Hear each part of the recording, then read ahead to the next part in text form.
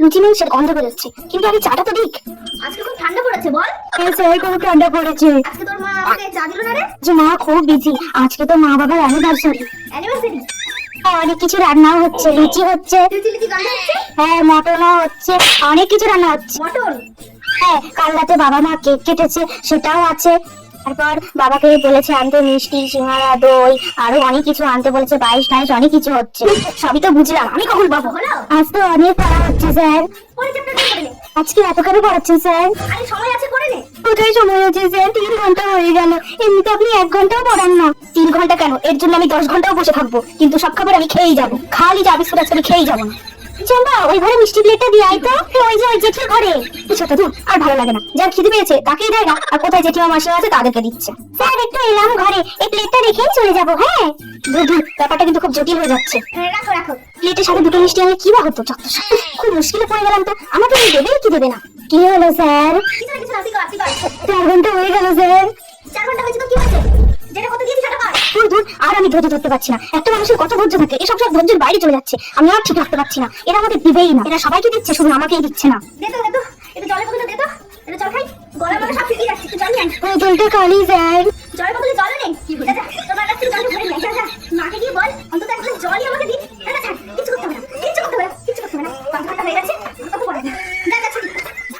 Hello বন্ধুরা, বন্ধুরা তোমরা কিন্তু দেখতে চেয়েছিলে যে আমাদের বাড়িটা কেমন। তো দেখো বন্ধুরা, এটাই হচ্ছে কিন্তু আমাদের বাড়ি। আর শোনো বন্ধুরা, আমাদের বাড়িটা তোমাদের কেমন লেগেছে অবশ্যই কিন্তু লাইক আর কমেন্ট করে কিন্তু জানাবে। আর শোনো, যদি তোমরা এই বাড়িতে দেখতে কি আছে তোমরা দেখতে চাও, তাহলে অবশ্যই কিন্তু এই ভিডিও নিচে হোম ট্যুর বলে একটা কমেন্ট করো। আমরা কিন্তু তোমাদের একটা সুন্দর হোম ট্যুর শেয়ার করব। তো বন্ধুরা, টাটা।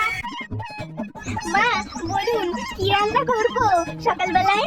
কি আবার রান্না করবে? খাসির মাংস রান্না করো কষা কষা করে, আর ফ্রিজে দেখো না মাছ আছে, মাছগুলো ভালো করে কুটবে, ভালো করে আঁশগুলো ছাড়াবে, বুঝলে? হ্যাঁ, তারপরে ভালো করে মাছগুলো ভাজা করো, ভাজা করে আলু দিয়ে ভালো করে ঝোল করো। আর কাছে দেখো গা আম আছে, একটু চাটনি রান্না করো। আর যা গরম পড়েছে, আমার তো মুখে কোনো রুচিই নেই, খেতে ইচ্ছা করছে না। ওই একটু চাটনি করো, খাওয়া হয়ে যাবে। এতগুলো রান্না, বাড়িতে তো থাকি আমরা 2 জনা, আবার বলে কি ওনার মুখে রুচি নেই। তাহলে এতগুলো খাবার কে খাবে? সব তো নিজের পছন্দেরই রান্না বললো, সব তো নিজে ডান্ডে পিন্ডে খাবে, আবার আমাকে বলছে।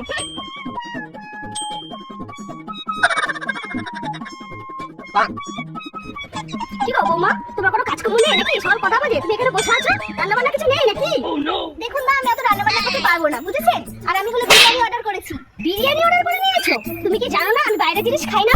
বাইরের জিনিস খান না তো ভালো কথা, আমার তো টাকা বেঁচে গেল। জান না, আপনি নিজে হাত করে গিয়ে খান গা। কি দরকার বলার কথা, দরকারই ছিল না আমার কোনো। ঠিক আছে বৌমা, তুমি অর্ডারটা দিয়ে দাও। আর শোনো না, 2 দিন বেশি নেবে। হ্যাঁ, বিরিয়ানিটা ছাড়া যায় নাকি? বিরিয়ানি খাবো। থাকবোই নাই বাড়িতে। পটল পটল পটল, এই পটল যেদিন শেষ হবে সেদিনকে আমি বাড়ি আসবো। মানে সকাল সকাল বাবা টাকাটা কোথায় যাচ্ছে?